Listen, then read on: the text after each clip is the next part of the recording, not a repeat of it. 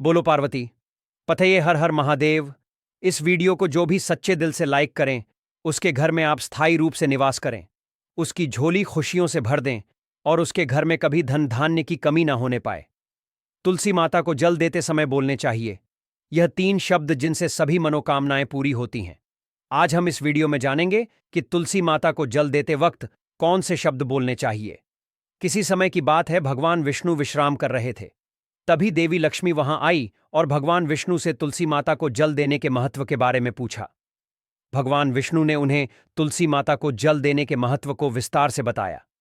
तब देवी लक्ष्मी ने कहा, हे स्वामी, आपने मुझे तुलसी माता के महत्व के बारे में बताया, लेकिन अब मैं यह जानना चाहती हूं कि तुलसी माता को जल कैसे देना चाहिए, उनकी सेवा की सबसे श्रेष्ठ विधि क्या है और जल देते समय कौन सा मंत्र बोल चाहिए।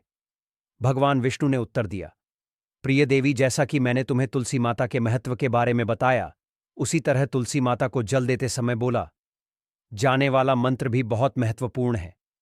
यह मंत्र 3 शब्दों का है, लेकिन इसका असर अत्यंत शुभ और कल्याणकारी है। जो भी रोज तुलसी माता को जल देते समय इन 3 शब्दों का उच्चारण करेगा, उसके घर में मां लक्ष्मी का वास होगा, उसकी दरिद्रता समाप्त हो जाएगी और उसे अपार धन धान्य की प्राप्ति होगी। मंत्र के महत्व को बताते हुए भगवान विष्णु ने कहा, इस मंत्र का महत्व सुनने से ही मनुष्य के सभी पाप नष्ट हो जाते हैं।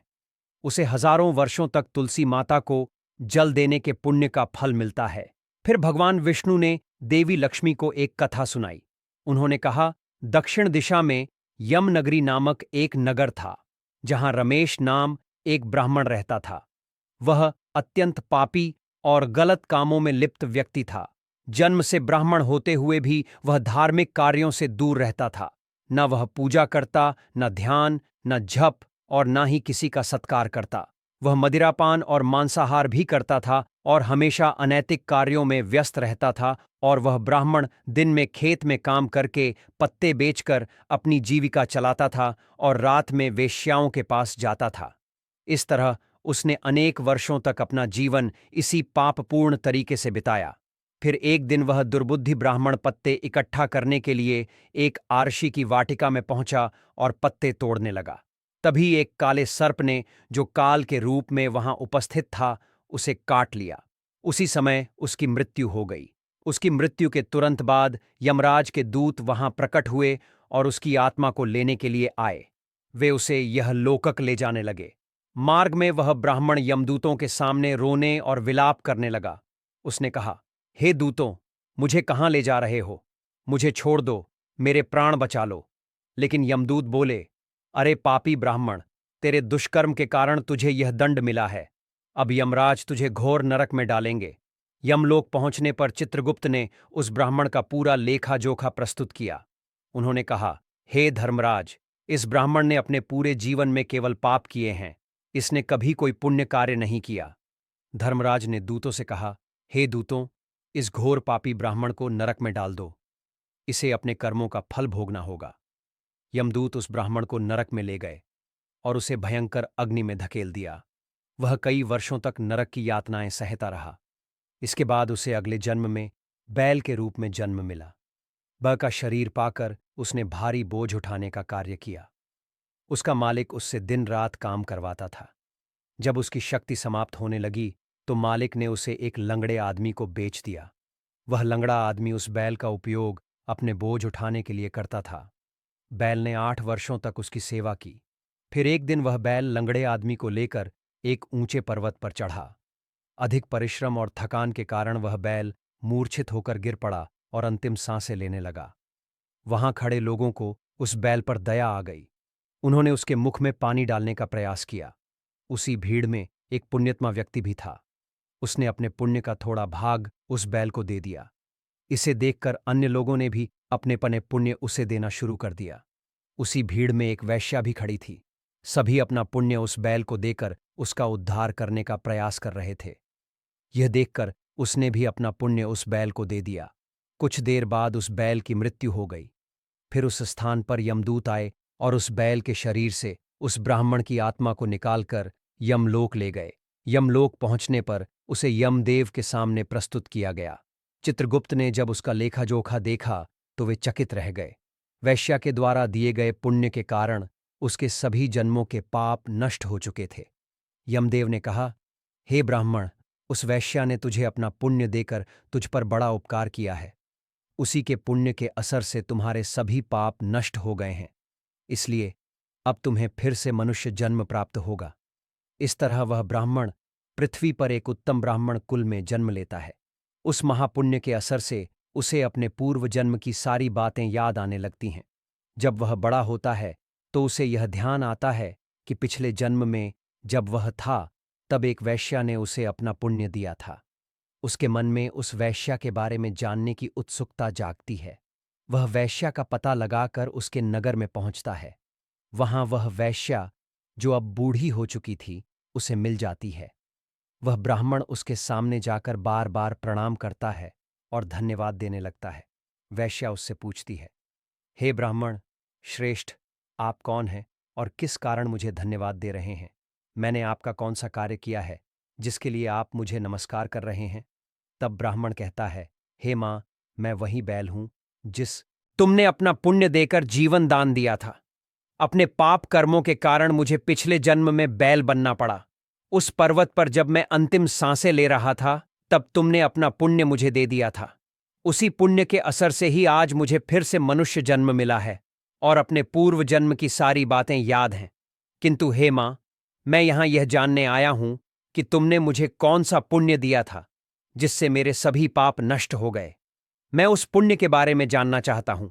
तब वैश्या ने कहा, हे ब्राह्मण श्रेष्ठ, मैंने तो अपने जीवन में कोई पुण्य का कार्य नहीं किया है, पर मेरे घर में एक तोता है जो पिंजरे में रहकर हमेशा कुछ बोलता रहता है, जिसे सुनकर मेरा अंतःकरण पवित्र हो गया।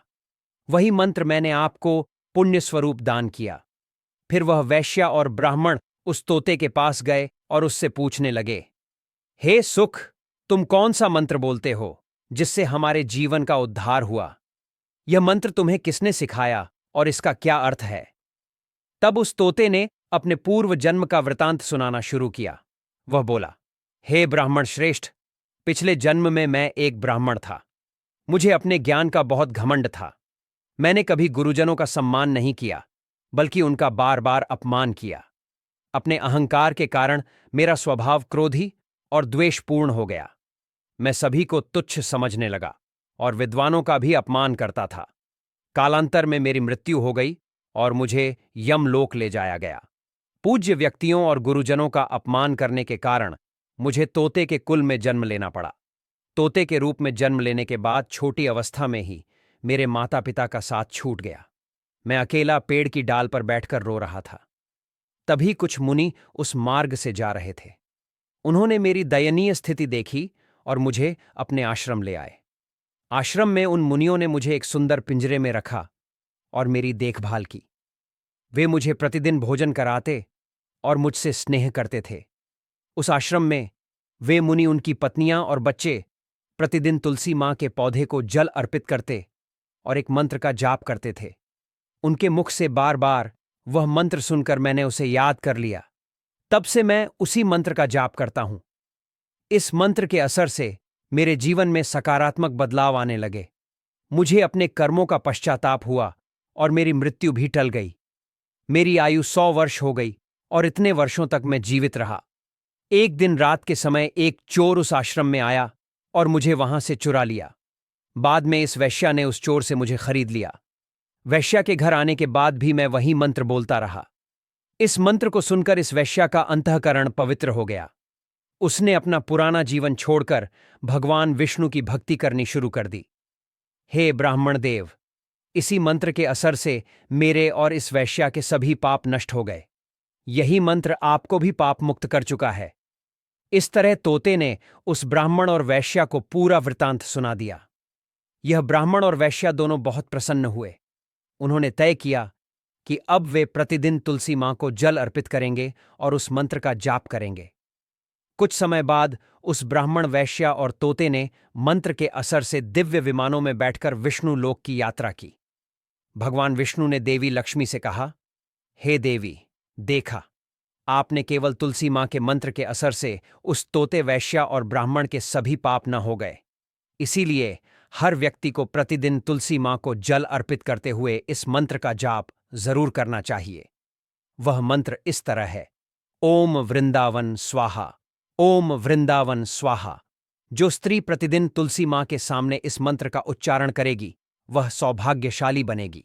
जो पुरुष इसका जाप करेगा उसे अक्षय धन की प्राप्ति होगी। जिस घर में प्रतिदिन तुलसी माँ की पूजा होगी वहां लक्ष्मी जी का सदा सर रहेगा। तुलसी माँ का यह मंत्र फलदायी और सिद्धियों को प्रदान करने वाला है। स्त्रियों को स्नान के बाद बाल बांधकर मांग में सिंदूर लगाकर तुलसी माँ को जल चढ़ाना चाहिए। साथ ही तुलसी माँ की परिक्रमा करनी चाहिए। शाम के समय तुलसी माँ के पास दीपक जलाने से घर में सुख समृद्धि आती है। भगवान विष्णु की पूजा तुलसी माँ के बिना अधूरी है। तुलसी का एक पत्ता चढ़ाने से भगवान को उतनी प्रसन्नता मिलती है हजारों अमृत के घड़ों से नहलाने पर भी नहीं मिलती। जो भी व्यक्ति तुलसी माँ का सम्मान करेगा और उनके इस मंत्र का जाप करेगा उसे न केवल इस लोक में बल्कि परलोक में भी शुभ फल प्राप्त होगा। ऐसा फल तुलसी माँ के पत्तों के दान से मिलता है। जो मृत्यु के समय अपने मुख में तुलसी के पत्तों का जल ग्रहण करता है ऐसा व्यक्ति अपने सभी पापों से मुक्त होकर भगवान विष्णु के धाम जाता है। भगवान विष्णु कहते हैं, पूर्णिमा, अमावस्या, द्वादशी और सूर्य संक्रांति के दिन मध्याह्न काल, रात्रि और अशोच के समय तेल लगाकर बिना स्नान किए अथवा बिना हाथ पैर धोए रात्रि के वस्त्र पहनकर तुलसी के पत्ते तोड़ना महापाप होता है। श्राद्ध, व्रत, दान, प्रतिष्ठा और देव पूजा के लिए तोड़े गए तुलसी के पत्ते 3 रात तक पवित्र रहते हैं। तुलसी के पत्तों को बिना नष्ट किए उसके अग्रभाग को तोड़ना चाहिए। तुलसी की मंजरी, जो सभी फूलों से श्रेष्ठ मानी जाती है, उसे तोड़ते समय पत्तियों का होना आवश्यक है। पौधे को बिना हिलाए केवल अग्रभाग को तोड़ना चाहिए ताकि पूजा का फल और बढ़े। तुलसी के पत्तों को कभी नाखून से नहीं तोड़ना चाहिए क्योंकि इससे पाप लगता है। रात्रि के समय तुलसी के पौधे को छूना या उसके पत्ते तोड़ना अशुभ समझा जाता है क्योंकि रात्रि में वह निद्रा अवस्था में होती है। गुरुवार को तुलसी के पौध में थोड़ा कच्चा दूध अर्पित करें और इस दौरान ओम नमो भगवते वासुदेवाय नमः मंत्र का जाप करें। तुलसी के पौधे के पास शालिग्राम रखें और तिल चढ़ाएं। शालिग्राम पर तुलसी के पत्ते रखकर चंदन का तिलक करें। अगर कोई महिला मासिक धर्म में है तो तुलसी की पूजा से बचे क्योंकि इस समय तुलसी को छूना पाप होता है जिससे महिला की दुर्गति हो सकती है। भक्तों, इस तरह भगवान विष्णु ने देवी लक्ष्मी को तुलसी के जल देने के मंत्र का महत्व बताया। इस कथा को सुनकर कृपया कमेंट करके बताएं कि आपको यह कथा कैसी लगी। यदि यह जानकारी आपके लिए लाभकारी रही हो तो वीडियो को लाइक जरूर करें। अगर आप भी मां लक्ष्मी को अपने घर में लाना चाहते हैं तो कमेंट बॉक्स में जय मां लक्ष्मी, आपका हमारे घर में स्वागत है। तुलसी की मिट्टी से यह एक उपाय भगवान श्री हरि विष्णु और माता लक्ष्मी जी के आशीर्वाद से जीवन के हर कष्टों से तुरंत मिल जाएगी। आपको मुक्ति, आपकी हर मनोकामना होगी पूरी और दोस्तों खुशियों से भर जाएगा। आपका घर बन जाओगे, आप करोड़पति। क्योंकि दोस्तों, इस बार साल बहुत सारे शुभ योगों का निर्माण हो रहा है जो कि कई वर्षों बाद आया है।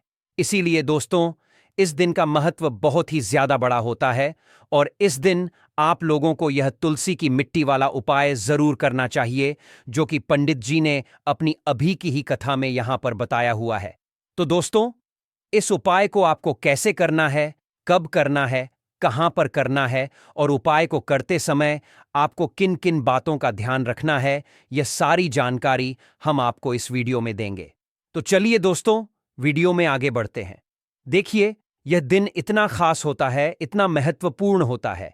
देखा गया कभी कभी बड़े बड़े पूजा पाठ अनुष्ठान से जो मनोकामना पूर्ण नहीं होती है, वह एक छोटे से उपाय करने से ही आपकी सभी मनोकामना पूर्ण हो जाती है। और बहुत सारे लोगों ने इस उपाय को किया भी है और उनको इस उपाय को करने का फल भी जरूर मिला है। अगर आप लोग भी करना चाहते हैं तो आप इस उपाय को पहले अच्छे से समझ लेना, सुन लेना, उसके बाद करना। आपको इस उपाय का फल जरूर मिलेगा। और इस उपाय को करने से आपके घर में चाहे किसी भी तरह की दुख और परेशानी क्यों ना चल रही हो, आपको उसका कारण भी नहीं पता है कि दोस्तों यह परेशानी किस कारण से चल रही है, तो उसका कुछ भी कारण हो सकता है। जैसे पितृदोष हो सकता है, शनि दोष हो सकता है, या किसी भी तरह का मंगल दोष भी हो सकता है। और भी बहुत तरह होते हैं, कुछ भी हो सकता है। पर आपको इस उपाय को करने के लिए अपने दोष को पता लगाने की भी जरूरत नहीं है। इस तुलसी की मिट्टी वाला उपाय को आप लोगों को कर लेना है। दोस्तों, अब हम समझते हैं इस वाले उपाय को हमें करना किस समय है। तो सबसे पहली बात दोस्तों, हम समझते हैं कि यह तुलसी की मिट्टी वाला उपाय करना किसको है। तो देखिए, यहां पर सीधी सी है कि यह तुलसी की मिट्टी वाला उपाय जो उपाय है, यह किस लिए किया जा रहा है। यह मनोकामना को पूर्ण करने के लिए किया जा रहा है, या आपके जीवन में जो दुख और परेशानियां हैं उनको दूर करने के लिए किया जा रहा है, या आपका कोई बड़ा काम है जो कि नहीं हो पा रहा है, आप उसके लिए इस उपाय को कर सकते हो। तो सीधी सी बात यह है कि आप अपनी किसी भी तरह की मनोकामना के लिए इस वाले उपाय को कर सकते हो। तो यह उपाय व्यक्ति कर सकता है जिस व्यक्ति को अपनी किसी भी तरह की मनोकामना भगवान शिव जी से पूर्ण करवानी हो।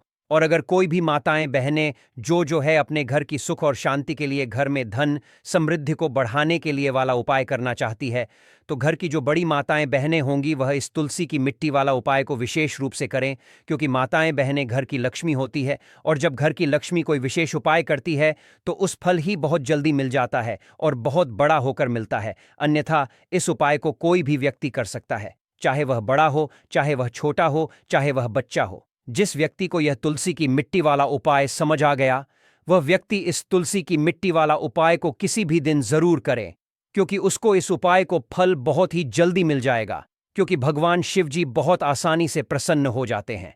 तो आइए, अब हम समझते हैं कि इस तुलसी की मिट्टी वाला उपाय को आपको करना कैसे है, और इस उपाय को करने का जो समय है वह क्या है। तो देखिए, यह तुलसी की मिट्टी वाला जो उपाय है, यह मुख्य रूप से सुबह का समय होगा, प्रातः काल का समय होगा। किस समय होगा? सुबह का समय होगा। आपको कोशिश यही है कि सुबह के समय हम इस तुलसी की मिट्टी वाला जो उपाय को कर लें। पर किसी कारणवश अगर आप सुबह को इस उपाय को ना कर पाओ, आपको कहीं काम से जाना हो या किसी और काम की वजह से आप उपाय को ना कर पाओ, तो आपके पास फिर दूसरा मौका रहेगा, जो कि शाम के समय का रहेगा, प्रदोष काल का रहेगा। अब दोस्तों, प्रदोष काल का समय भी एक बहुत ही लोगों के मन में प्रश्न बन जाता है कि दोस्तों, यह समय होता कब है, कितने बजे से लेकर बजे यह समय होता है, ताकि हमें उपाय के लिए जो है करने का समय पता लग जाए। तो हम आपको बता दें, प्रदोष काल का जो एक समय होता है, शाम का समय, वह होता है शाम के 6 बजे से लेकर शाम के 7 बजे तक, 7 बजे के बीच का। इस समय के बीच में आप उपाय को करेंगे तो आपको उस उपाय का जरूर फल मिलेगा। तो शाम के 6 बजे से लेकर शाम के 7 बजे के बीच में आप लोग इस तुलसी की मिट्टी के दीपक वाला जो उपाय को कर सकते हो।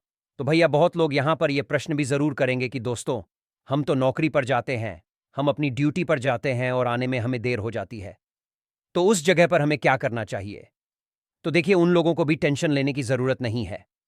अगर आप लोग इस उपाय को शाम के समय प्रदोष काल में कर रहे हैं, और अगर आप आने में देरी भी हो जाती है, आपको आने में 7 बजे तक आप नहीं पहुंच पाते हो, तो दोस्तों, आप 7 या रात 8 बजे तक भी अगर उपाय को करोगे तो भी चल जाएगा।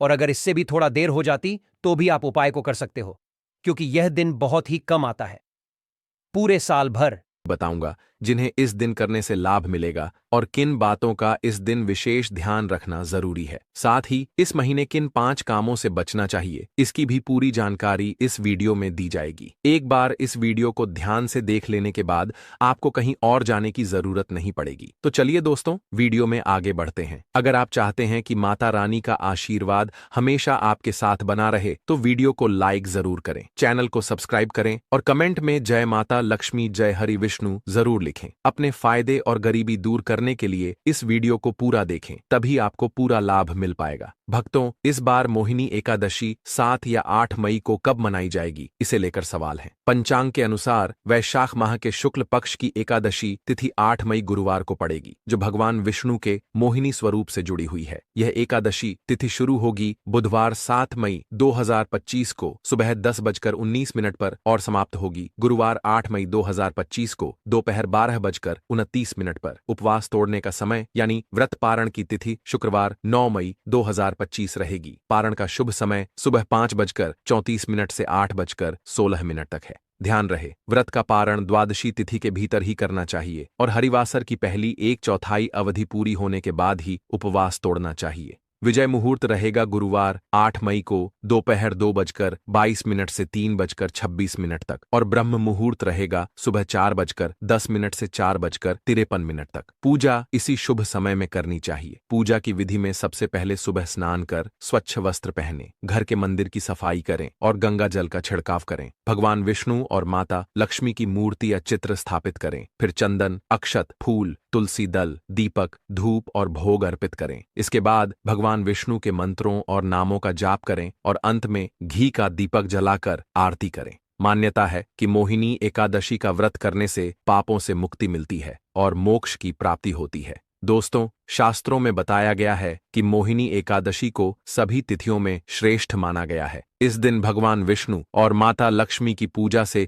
व्यक्ति को भौतिक सुख, समृद्धि और सभी तरह की परेशानियों से मुक्ति मिलती है। इस दिन कुछ विशेष उपाय करने से जन्म जन्मांतर के पापों से भी छुटकारा पाया जा सकता है। अगर आप इस महीने भगवान की सच्चे मन से पूजा करते हैं तो आपकी किस्मत रातों रात बदल सकती है। लेकिन ध्यान रखें कि जितना माता लक्ष्मी और भगवान विष्णु इस महीने में प्रसन्न होते हैं, कंपोनेंट प्लेसमेंट उतना ही कुछ गलत काम करने पर नाराज भी हो जाते हैं। धर्मशास्त्रों में कुछ कार्यों को करने से साफ मना किया गया है, जिसके बारे में शायद बहुत कम लोग जानते हैं कि हमारे जीवन में जो दुख और परेशानियां आती हैं वे हमारे ही पिछले जन्म या इस जन्म में किए गए गलत कर्मों का नतीजा होती है। ये पाप कर्म कई बार हमसे जाने अनजाने में हो जाते हैं। इसलिए भगवान ने मोहिनी एकादशी जैसा दिन हमें दिया है ताकि हम इन पापों से मुक्ति पा सकें। इसी वजह से इस खास दिन पर अपने परिवार और बच्चों की तरक्की के लिए भगवान श्री हरि विष्णु और माता लक्ष्मी जी की सच्चे मन से पूजा करना बहुत जरूरी होता है। शास्त्रों में यह भी कहा गया है कि अगर कोई व्यक्ति मोहिनी एकादशी के दिन इन 5 खास गलतियों में से किसी एक को भी कर देता है तो उसके जीवन के सारे अच्छे कर्म खत्म हो सकते हैं। इससे जीवन में धन की हानि और कठिनाइयों का खतरा बना रहता है, क्योंकि यह दिन भगवान विष्णु और माता लक्ष्मी को समर्पित होता है। और आज के समय में माता लक्ष्मी की कृपा के बिना जीवन में सुख, शांति और समृद्धि पाना मुश्किल हो जाता है। तो चलिए जानते हैं कि इस दिन क्या करना चाहिए और किन बातों से बचना चाहिए। सबसे पहले आपका समय बचाते हुए वीडियो शुरू करते हैं। भक्तों, सबसे पहली बात यह है कि अगर इस दिन भगवान आपसे प्रसन्न हो जाएं, तो आपके जीवन में बड़ा बदलाव आ सकता है और मरणोपरांत आप बैकुंठ धाम को प्राप्त कर सकते हैं। शास्त्रों में बताया गया है कि इस खास दिन पर कुछ काम ऐसे हैं जिन्हें करना मना है। इन्हें करने से जीवन में संकट आ सकते हैं और भगवान विष्णु के साथ माता लक्ष्मी भी नाराज हो सकती हैं। तो जानते हैं कि मोहिनी एकादशी के इस पावन दिन पर किन कामों से बचना चाहिए। पहली गलती जो नहीं करनी चाहिए वह तुलसी माता से जुड़ी है। मोहिनी एकादशी के दिन महिलाएं भूलकर भी खुले बालों में तुलसी माता की पूजा न करें, क्योंकि ऐसा करने से पूजा का फल नहीं मिलता और उल्टा दोष लग सकता है। तुलसी माता भगवान विष्णु को बहुत प्रिय हैं और उनकी पूजा में तुलसी का भोग जरूरी होता है। इसके अलावा तुलसी को जल देना हो तो ध्यान रखें कि यह काम सूर्योदय से पहले या सूर्यास्त के बाद न करें। साथ ही शाम के समय तुलसी के सामने दीपक जरूर जलाएं। अब जानते हैं दूसरी गलती जो इस दिन नहीं करनी चाहिए। धर्म ग्रंथों में साफ कहा गया है कि मोहिनी एकादशी का दिन भगवान विष्णु और माता लक्ष्मी का दिन होता है। ऐसे में अगर कोई व्यक्ति इस दिन गलती से भी मांस या शराब का सेवन करता है तो उसके वंश पर भी इसका असर पड़ सकता है और जीवन में अनचाही घटनाएं हो सकती हैं। इसलिए इस दिन न तो खुद तामसिक भोजन करें और न ही घर में किसी को करने दें। इस बार मोहिनी एकादशी तिथि रोहिणी नक्षत्र में गुरुवार के दिन पड़ रही है। ऐसे में अगर आप इस दिन किसी को दूध या दूध से बनी चीजों का दान करते हैं तो माता लक्ष्मी नाराज हो सकती हैं। इसी तरह इस दिन लोहे या लोहे से बनी चीजें भी किसी को नहीं देनी चाहिए। अब बात करते हैं अगली गलती की। इस दिन कोई भी तामसिक चीज जैसे मांस, मदिरा आदि का दान भूलकर भी नहीं करना चाहिए। ऐसा करने से कुंडली में शुक्र और लक्ष्मी भाव कमजोर हो सकते हैं। अगली गलती जो नहीं करनी चाहिए वो है झगड़ा या कलह। मोहिनी एकादशी के दिन किसी से भी बहस या विवाद नहीं करना चाहिए, खासकर पति पत्नी के बीच। दंपति को इस दिन आपसी प्रेम और शांति से रहना चाहिए। साथ ही इस दिन शारीरिक संबंध भी नहीं बनाना चाहिए, क्योंकि मान्यता है कि इस दिन ऐसा करने से उत्पन्न संतान को स्वास्थ्य समस्याएं हो सकती हैं। इसलिए इस दिन ब्रह्मचर्य का पालन करना उचित रहता है। इस दिन काले रंग की वस्तुओं का दान भी नहीं करना चाहिए। साथ ही नाखून और बाल कटवाने या बाल धोने से भी बचना चाहिए। विशेष रूप से इस दिन बाल धोने से कुंडली में चंद्रमा कमजोर होता है, जो आर्थिक संकट ला सकता है। हर एकादशी पर बाल धोने की आदत से व्यक्ति निर्धन भी हो सकता है। अब बात करते हैं तीसरी गलती की, जो इस 8 मई की मोहिनी एकादशी पर नहीं करनी चाहिए। इस दिन मन को शांत रखना जरूरी है। किसी से झगड़ा, गुस्सा या तनाव से बचें। पूजा करते समय काले कपड़े न पहनें। लाल या पीले रंग के कपड़े इस दिन के लिए शुभ माने जाते हैं। इसके साथ साथ घर के मुख्य दरवाजे पर जूते, चप्पल या झाड़ू नहीं रखनी चाहिए। ऐसा करने से माता लक्ष्मी नाराज हो जाती हैं और घर से चली जाती हैं। जहां लक्ष्मी नहीं होती, वहां दरिद्रता प्रवेश कर जाती है। आपने देखा होगा कि कई लोग घर के दरवाजे पर नींबू और हरी मिर्च लटकाते हैं। इसका कारण यह है कि ये दरिद्रता का भोजन मानी जाती है। जब दरिद्रता को बाहर ही भोजन मिल जाता है तो वह घर के अंदर प्रवेश नहीं करती। कई लोग मेहनत तो करते हैं, लेकिन फिर भी उन्हें उसका फल नहीं मिलता और लक्ष्मी का आगमन नहीं होता। इसका एक कारण यह भी हो सकता है कि उनके घर में खंडित मूर्तियों की पूजा हो रही होती है। जहां खंडित मूर्ति होती है, वहां देवी देवता वास नहीं करते। तो चलिए दोस्तों, अब हम जान लेते हैं कि मोहिनी एकादशी के दिन और कौन से कार्य ऐसे हैं जिन्हें आपको नहीं करने चाहिए। लेकिन उससे पहले दोस्तों, आप सभी से हाथ जोड़कर विनती है कि अगर आप ज्ञानवर्धक टेल्स चैनल पर नए हैं तो चैनल को सब्सक्राइब करें और वीडियो को एक लाइक जरूर दें। साथ ही अपनी राशि कमेंट बॉक्स में जरूर लिखें, क्योंकि हम आपकी राशि से जुड़ा भाग्य और परेशानियों को दूर करने के आसान उपाय भी बताते हैं। तो चलिए दोस्तों, अब जानते हैं कि मोहिनी एकादशी के दिन कौन से 5 काम नहीं करने चाहिए। दोस्तों, सबसे पहले बात उन चीजों की जो इस दिन दान नहीं करनी चाहिए। पूज्य गुरुजी बताते हैं कि मोहिनी एकादशी के दिन दान पुण्य करना अच्छा होता है, लेकिन कुछ चीजों का दान इस दिन वर्जित है। जैसे अगर आप सरसों के तेल का दान करते हैं तो इससे माता लक्ष्मी नाराज हो सकती हैं। इस दिन में सोना भी मना किया गया है। इसके साथ ही लोहा या उससे बनी वस्तुएं शनिवार, एकादशी और पूर्णिमा के दिन किसी को भी नहीं देनी चाहिए। दूसरी बात है मांस, मदिरा जैसी तामसिक चीजों से दूर रहना। न सिर्फ इन चीजों को खाना मना है, बल्कि इनका दान करना भी नहीं चाहिए। ऐसा करने से कुंडली में शुक्र और लक्ष्मी का असर कमजोर हो जाता है। पति पत्नी को इस दिन आपस में किसी भी प्रकार का झगड़ा नहीं करना चाहिए, क्योंकि इससे दाम्पत्य जीवन में दरार आ सकती है। मोहिनी एकादशी के दिन काले रंग की चीजों का दान भी नहीं करना चाहिए। काला रंग इस दिन अशुभ माना जाता है और इससे नकारात्मकता का प्रवेश हो सकता है। इस दिन किसी महिला का अपमान भी नहीं करना चाहिए। वैसे तो किसी भी दिन ऐसा नहीं करना चाहिए, लेकिन इस दिन विशेष रूप से माता लक्ष्मी को नाराज करना माना जाता है। जहां महिलाओं का अपमान होता है, वहां लक्ष्मी वास नहीं करती। शास्त्रों में भी कहा गया है कि जहां स्त्रियों का सम्मान होता है, वहीं देवता निवास करते हैं। इस दिन आपको मांसाहार और शराब जैसी चीजों से भी पूरी तरह दूर रहना चाहिए। अगर संभव हो तो केवल सात्विक भोजन करें। मांस, मदिरा के सेवन से घर की शांति भंग होती है और माता लक्ष्मी की कृपा दूर हो जाती है। शास्त्रों में मोहिनी एकादशी को बहुत ही पवित्र और पुण्यदायक माना गया है। यह दिन सिर्फ दान और व्रत का ही नहीं, बल्कि आत्म संयम और साधना का भी दिन है। इस दिन जो व्यक्ति श्रद्धा और नियम से भगवान विष्णु की पूजा करता है, उसे जीवन में सुख और अंत में मोक्ष की प्राप्ति होती है। मोहिनी एकादशी के दिन हमारी वाणी और कर्म दोनों की शुद्धता जरूरी मानी गई है। इस दिन मन में कोई गलत विचार न आने दें और बच्चों के साथ विशेष प्रेम और विनम्रता से पेश आएं, क्योंकि धर्म के अनुसार बच्चों में ईश्वर का वास माना गया है। इसलिए किसी भी बच्चे के प्रति गुस्सा, नफरत या बदले की भावना रखना ठीक नहीं माना जाता। यह समय होता है अपने मन में प्रेम, दया और सहनशीलता लाने का। भगवान विष्णु को तुलसी बहुत प्रिय है और इस दिन तुलसी पूजन का विशेष महत्व होता है। लेकिन शास्त्रों में बताया गया है कि मोहिनी एकादशी के दिन माता तुलसी स्वयं उपवास रखती हैं। इसलिए इस दिन तुलसी के पत्ते तोड़ना नहीं चाहिए। ऐसा करने से पूजा की पवित्रता भंग हो सकती है और इसका नकारात्मक असर हो सकता है। इस दिन बड़ों का आदर और सेवा करना बहुत पुण्य देने वाला काम माना गया है। खासकर बुजुर्ग महिलाओं की सेवा और गायों को पानी पिलाना बहुत शुभ माना गया है। गौ सेवा का महत्व इतना अधिक है कि कहा गया है इस मास में एक बार भी अगर श्रद्धा से गाय की पूजा कर ली जाए तो वह 1000 अश्वमेध यज्ञों के बराबर फल देती है। गौ माता के शरीर में 33 करोड़ देवी देवताओं का वास माना गया है।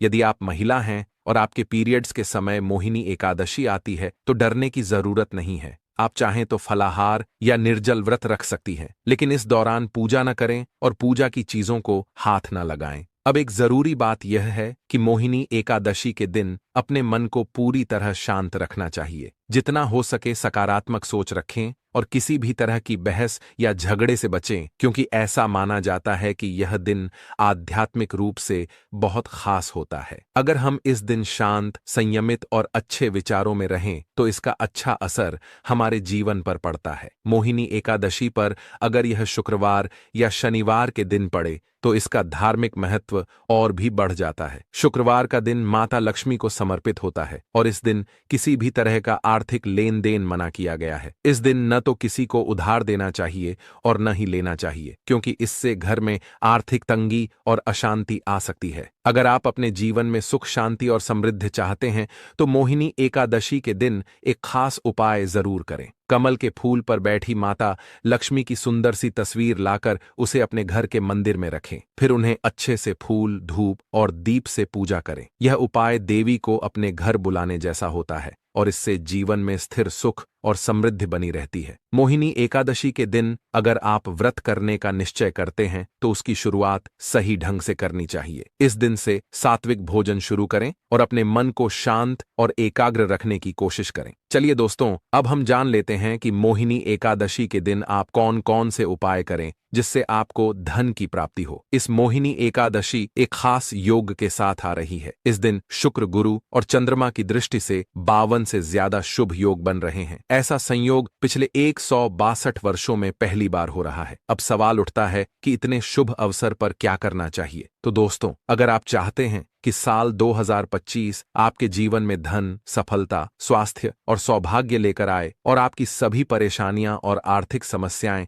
हमेशा के लिए खत्म हो जाएं, तो इस पावन मोहिनी एकादशी पर बस एक छोटा सा उपाय करें। इस दिन सदाबहार पौधे की जड़ को जड़ सहित उखाड़ कर लाना है। यह एक पवित्र पौधा माना जाता है जिसमें माता लक्ष्मी का वास होता है। इसे अमृत का प्रतीक भी माना गया है। शास्त्रों में कहा गया है, या देवी सर्वभूतेषु लक्ष्मी रूपेण संस्था, नमस्तस्यै नमस्तस्यै नमस्तस्यै नमो नमः। जो व्यक्ति मोहिनी एकादशी के दिन इस पौधे की जड़ को गंगा जल से धोकर चांदी या तांबे के ताबीज में रखकर पहनता है, उसके जीवन से धन की कमी दूर हो जाती है। उसके घर पर लक्ष्मी जी का स्थायी वास हो जाता है। 8 मई को मोहिनी एकादशी के दिन सुबह ब्रह्म मुहूर्त में उठकर स्नान करें, साफ वस्त्र पहनें और सदाबहार पौधे की जड़ को लाकर गंगा जल से धोएं। फिर माता लक्ष्मी की तस्वीर के सामने दीपक जलाएं और इस जड़ को हाथ में लेकर ओम महालक्ष्म्याय नमः इस मंत्र का 11 बार जाप करें। अब इस जड़ को चांदी या तांबे के ताबीज में रखकर गले या बाजू में पहन लें। बस इतना करने से जहां पहले गरीबी थी वहां अब लक्ष्मी जी का वास होने लगेगा। अब बात करते हैं एक और विशेष पौधे की, चमेली। अगर किसी को लंबे समय से कोई बीमारी या अचानक आई स्वास्थ्य संबंधी समस्या परेशान कर रही है और कोई इलाज काम नहीं आ रहा, तो यह किसी नकारात्मक ऊर्जा का असर हो सकता है। ऐसे में चमेली की जड़ एक रक्षा कवच का काम कर सकती है। मोहिनी एकादशी के दिन चमेली की जड़ को उखाड़ कर लाएं, गंगा जल से धोएं और हनुमान जी के मंदिर में जाएं। वहां चमेली के तेल का दीपक जलाएं। फिर इस जड़ को चांदी या तांबे के ताबीज में रखकर पहन लें। इससे हनुमान जी की कृपा से रोग, भय और ग्रह दोष दूर हो जाएंगे और पूरे साल आपका स्वास्थ्य अच्छा बना रहेगा।